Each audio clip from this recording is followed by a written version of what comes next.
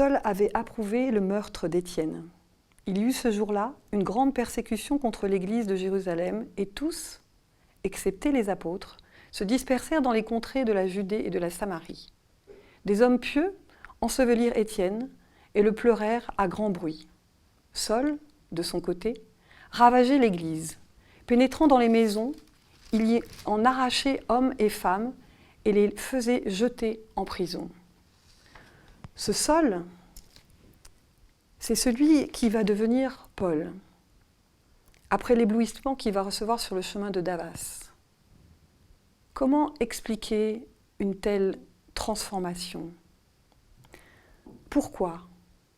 Est-ce que cette question n'est pas aussi la question de Dieu à Adam ? Où es-tu ?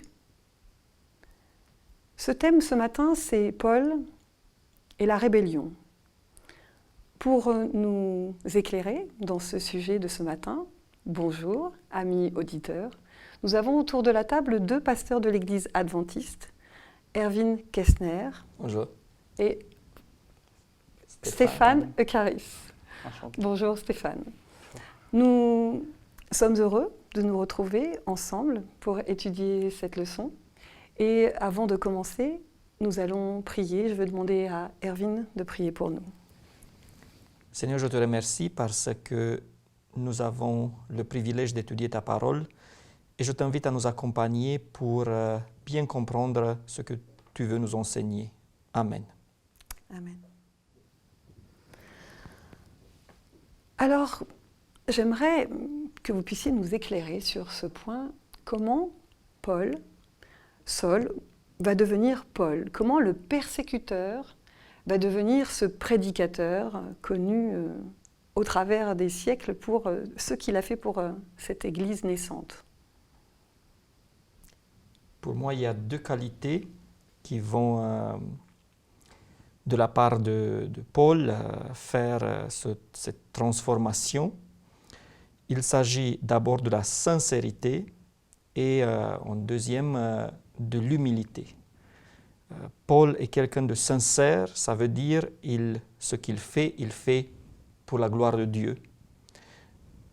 Il est sincère dans son erreur et il est assez humble au moment où il reconnaît qu'il s'agit d'une erreur de dire « oui, là, c'est pas bien, je vais reprendre le chemin ». Je pense que beaucoup de gens vont soit s'arrêter à une, soit à l'autre, parce que ce n'est pas facile de dire tout ce que j'ai accompli, c'était pour l'erreur. Tout ce que j'ai fait, c'était, même pas pour rien, c'était au contraire. Et en deuxième, ou peut-être en première, c'est la force de Dieu, la puissance de Dieu, l'Esprit Saint, n'est-ce pas, qui seul est capable d'amener quelqu'un à une vraie transformation. Mais de la part de l'homme, il faut l'ouverture. On peut parler d'une véritable conversion dans le cas de Paul? Tout à fait. Ce qui est vraiment interpellant avec Paul, c'est qu'on a affaire à un homme qui est capable d'aller le plus loin possible pour rester fidèle à ce qu'il croit être juste. Il a été élevé dans un contexte juif. Il a suivi une formation très poussée. Il avait un avenir tout tracé et il était engagé. Et on voit ici un homme qui est appelé, interpellé par le Seigneur qui va lui adresser un appel, comme le Seigneur a adressé un appel à Adam. Et on a ici un Paul qui reconnaît, comme tu disais, qui aurait pu s'enfermer dans ce qu'il a appris, dans ce qu'il a structuré, mais au contraire, il prend sur lui de réfléchir à ce qu'il entend, à celui qui adresse cet appel, et il lui répond favorablement. C'est merveilleux, on voit vraiment la grâce de Dieu agir. Et on voit le rejet de son éducation au profit de la vérité. Quand il découvre la vérité, finalement, il va s'engager, et autant il était engagé dans l'erreur, autant il sera engagé dans la vérité. Dans quel état est l'Église à cette époque? Est-ce que c'est une Église naissante, divisée, ou est-ce que c'est une Église engagée, soumise? Comment est l'Église? Alors je pense que ce n'est pas trop différent d'aujourd'hui. Il y a des églises qui travaillent, il y a des gens qui sacrifient beaucoup pour le Seigneur, pour pouvoir être chrétiens. Il y a aussi l'erreur, il y a aussi la lutte pour le pouvoir, il y a le péché, il y a un peu de tout. Peut-être que la grande différence est qu'à ce moment-là, l'Église était très orientée vers la mission. Ils étaient très orientés de répandre l'Évangile, ce qui aujourd'hui, au moins ici, dans le monde occidental, est moins le cas.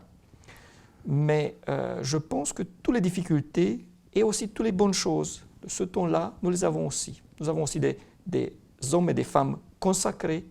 Nous avons des hommes et des femmes qui sacrifient pour Jésus. Et nous avons aussi à lutter avec beaucoup de problèmes. Bien sûr.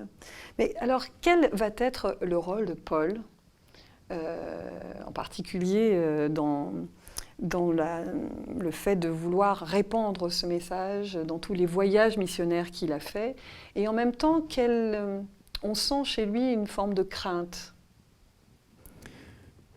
Dès le début, alors c'est vrai que le Seigneur va lui adresser un appel, et cet appel est adressé à Paul. Mais autour de lui, il y a des dirigeants d'église, il y a des hommes qui sont engagés, qui s'investissent pour que l'Église puisse continuer à croître et accomplir sa mission de prêcher l'Évangile. Mais dès le début, on va trouver chez Paul un homme donc consacré, quelqu'un qui n'a pas peur de jeûner, de prier, de se réunir avec les frères pour jeûner et prier. Et très rapidement, l'Esprit va se manifester et va demander à ce que Paul soit mis à part pour la mission qui lui a été confiée. Cet engagement-là qui est intéressant et qui pour nous peut être l'occasion d'être interpellé également. Suis-je prêt à faire des sacrifices pour être employé par le Seigneur dans l'optique de participer à la mission, comme tu disais, Erwin? Suis-je prêt à m'engager dans une démarche spirituelle, profonde, sincère, totale, pour que le Seigneur puisse trouver en moi quelqu'un d'apte à avancer avec lui? C'est un message pour nous. Pour moi, Paul est un fer de lance. Oui, un leader. C'est celui qui va à l'avant, qui va dans les zones blanches, n'est-ce pas? Qui établit le noyau et puis il part encore plus loin.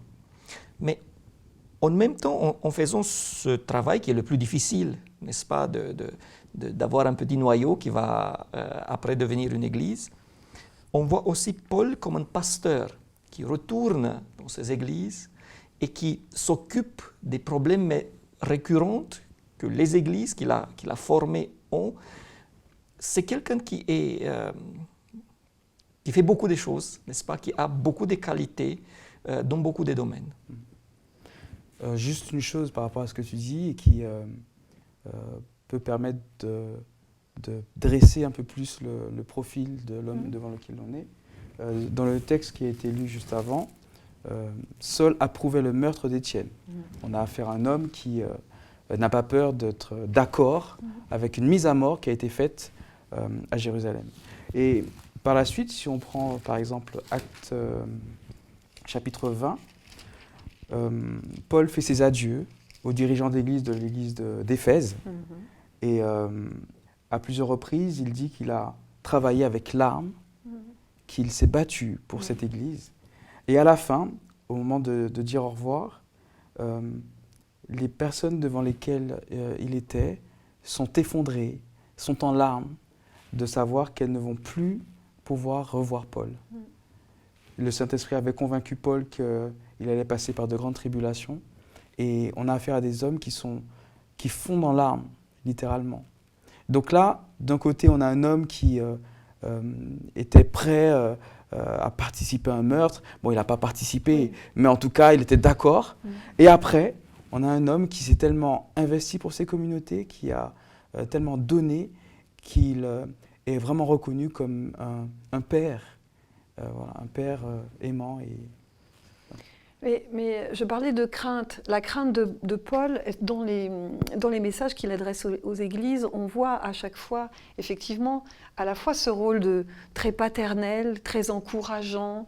On sent qu'il est comme avec un petit enfant à qui on veut dire qu'il y a quelque chose qui ne va pas, mais il commence par leur dire tout ce qui va bien dans les églises. Pourtant, il a toujours une crainte. On sent toujours qu'il a peur pour ces églises. À votre avis, pourquoi ? Parce que lui aussi, il a vu le danger de près, il a vu le travail de l'ennemi dans sa propre vie, lui qui croyait être dans la vérité, comme tu disais, il a presque cautionné un assassinat, et puis finalement, après, quand il s'engage, il est conscient qu'il y a toujours un danger, qu'il y a toujours un risque.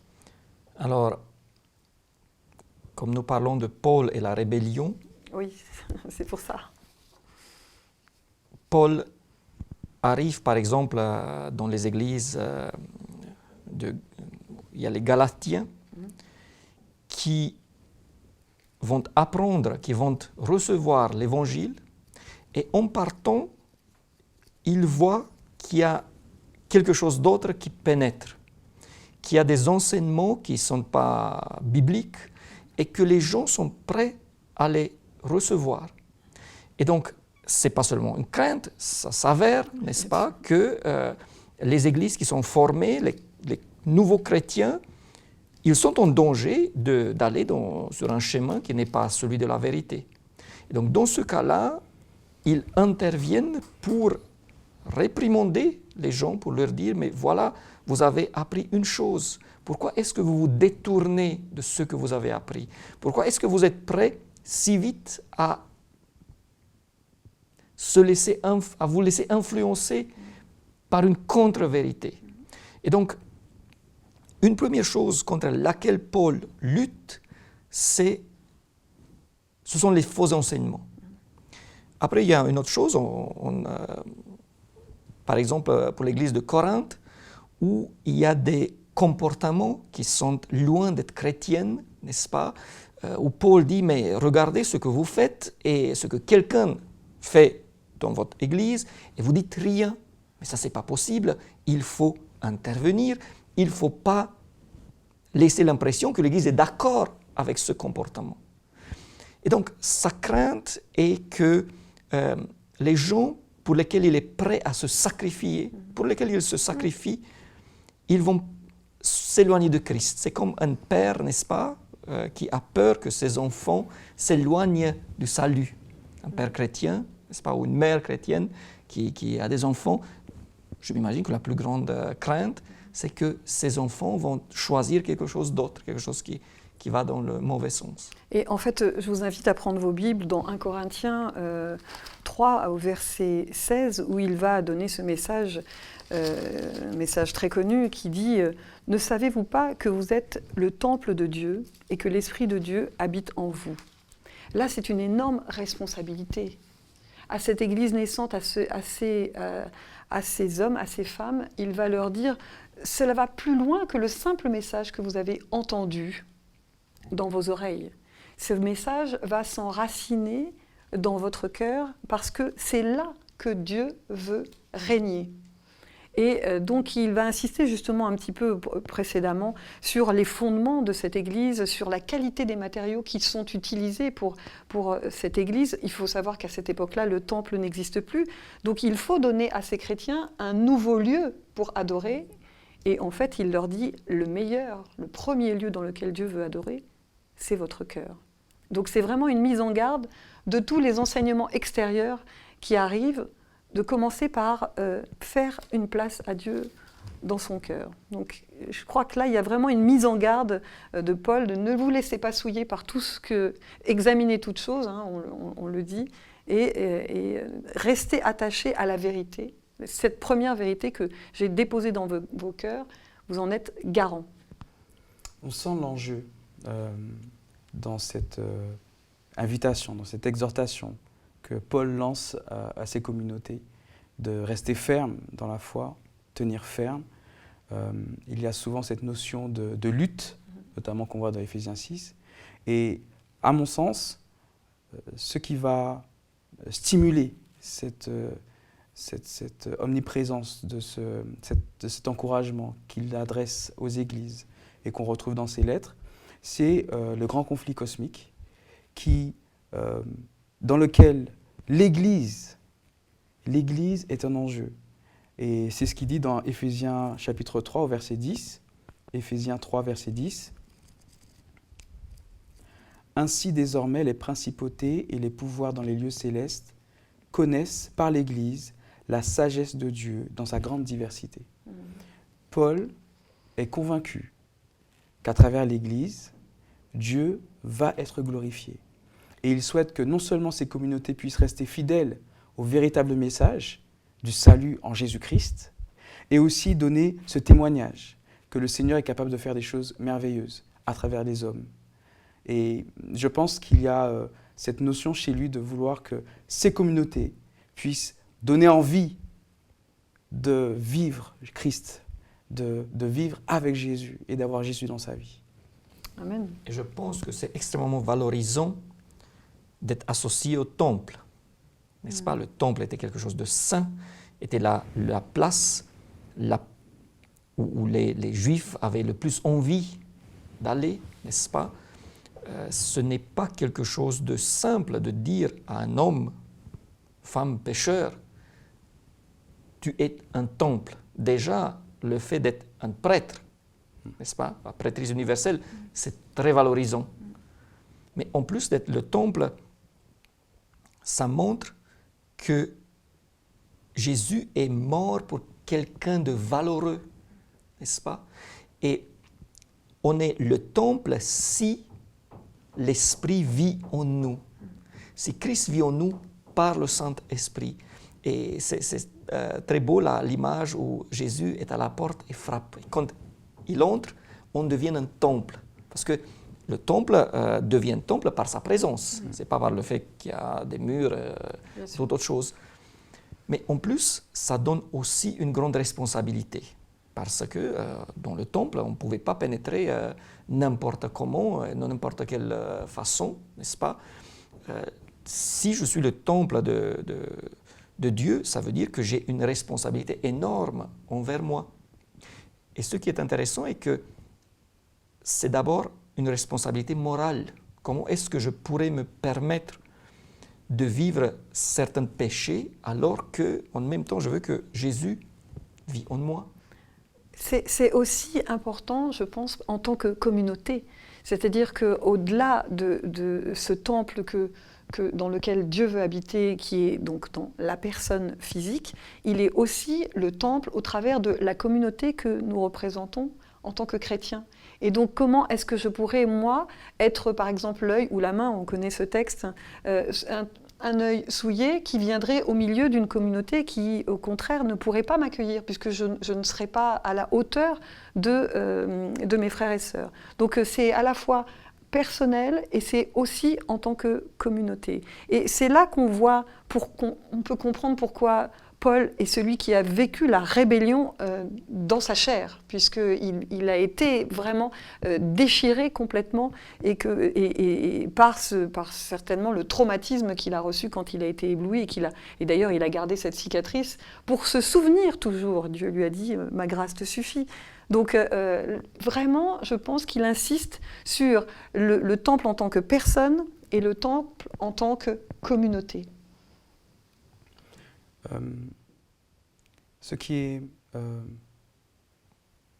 merveilleux, c'est qu'à travers l'expérience de Paul et ce qui se dessine dans ses lettres aux églises, cela montre que le Seigneur voit en nous tout le potentiel.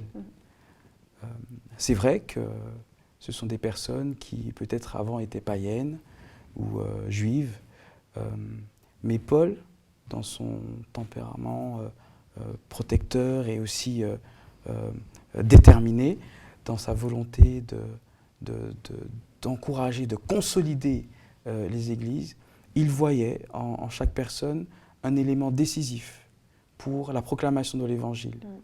Chacun individuellement, on est appelé à grandir et à tenir ferme dans le message que nous avons accepté. mais nous aussi en tant que communauté, nous sommes appelés à non pas agir de manière individualiste, mais à comprendre que nous faisons partie d'un corps, que nous devons nous soutenir, nous encourager, peut-être nous reprendre, mais que nous ne pouvons pas considérer une course chrétienne personnelle, moi seul dans mon coin, et puis les autres, ils n'ont qu'à se débrouiller. Il y a vraiment cette notion de faire corps, dans les bons comme dans les mauvais moments, mais pour la gloire de Dieu, pour que l'Église grandisse et participe activement à la proclamation de l'Évangile. Et d'ailleurs, on voit que Paul est prêt à tout faire pour faire avancer l'Église. Et ça montre aussi la valeur de l'Église, n'est-ce pas? Je vois parfois avec tristesse qu'on est très vite prêt à critiquer l'Église, à montrer ce qui ne va pas. Et il y a des choses, je ne vais pas nier, mais je pense que ce que nous devrons faire, c'est de montrer ce qui est bon d'abord, et même s'il y a des choses qu'il faut corriger, c'est clair, mais il faut lutter, se battre. L'Église a une énorme valeur, n'est-ce pas, des hommes et des femmes sauvés par Christ, qui sont donnés à lui, qui sont prêts à le servir, qui sont venus ensemble, ça fait une force extraordinaire. D'ailleurs, si ça ne serait pas valeureux, Dieu n'aurait pas créé l'institution Église, n'est-ce pas? Donc l'Église chrétienne, je répète, a une énorme valeur et nous devrons mettre ça en valeur. En avant. Et alors, dans les courants justement de cette époque, l'inquiétude de Paul est à son comble quand il se rend compte qu'il prêche Christ crucifié, ressuscité, et que dans certaines églises, on se dit ok, alors cette résurrection, c'est merveilleux pour ceux qui savent, mais comment ça va se passer pour ceux qui n'étaient pas au courant, ceux qui sont morts précédemment, et tout d'un coup un trouble qui s'instaure dans l'église. Comment est-ce que Paul va faire en sorte que la résurrection prenne tout son sens, justement, parce que sans la résurrection de Christ, le message de la croix n'a plus de valeur?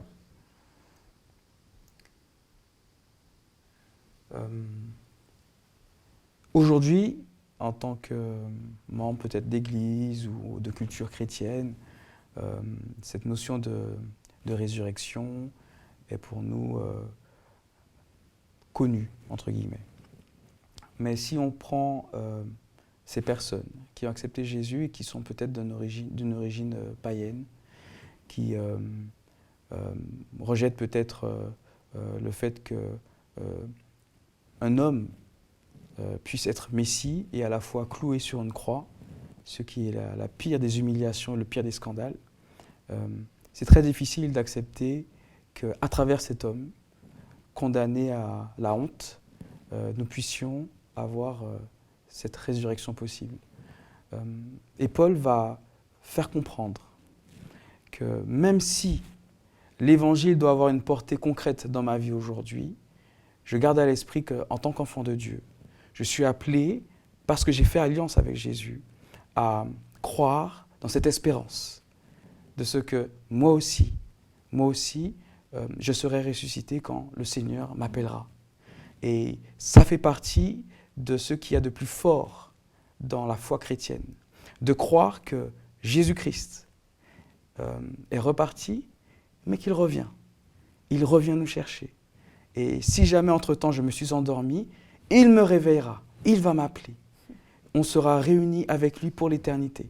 C'est ce qu'il y a de plus rassurant et qui nourrit l'espérance, qui nous permet de continuer à aller dans l'avant dans notre course chrétienne, en dépit des difficultés, en dépit du travail de l'ennemi parfois, en dépit des trahisons qu'on peut ressentir ici et là, que nous puissions toujours rester focalisés sur cette espérance. Et c'est ce qu'il va dire à plusieurs reprises à ses communautés. Rester focalisés sur la résurrection qui est une réalité et qui sera notre bientôt. D'ailleurs, c'est la mort de Christ qui nous sauve, mais la résurrection est la preuve que cette mort était celle qu'on dit qu'elle était. Et cette preuve-là va nous faire avoir de l'espérance. Et c'est ça qui fait que, par exemple, au moment où on va prêcher à la mort de quelqu'un, on peut prêcher l'espérance, n'est-ce pas, et pas seulement la douleur. C'est vrai. Et alors, ma dernière question, c'est de vous demander comment un seul homme, a pu avoir une telle influence sur toute la construction de cette Église chrétienne. Comment expliquer, comment être un grand homme? Est-ce qu'il y a des pôles dans l'Église aujourd'hui? Est-ce que nous avons des pôles? Vous avez des pôles dans vos églises respectives? Et qu'est-ce qu'un grand homme aujourd'hui?